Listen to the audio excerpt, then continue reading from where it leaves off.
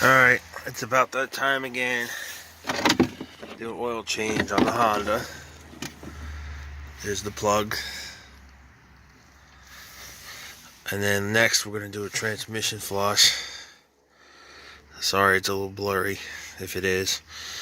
This is the drain that I left the bolt on there because I couldn't get it off. This is the filter. Transmission filter for Honda Element. External.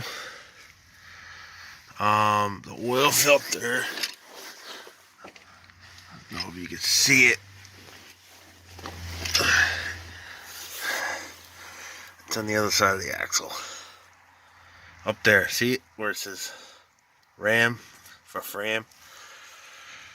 Yeah. There it is. That's where the oil filter is.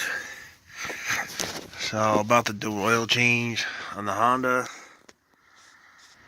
and inspect the catalytic converter that I replaced 3.5 years ago. And there were two sensors, okay. One bolt snapped, so I had to MacGyver it. But this is what today's work order is. Well, it's 41 out.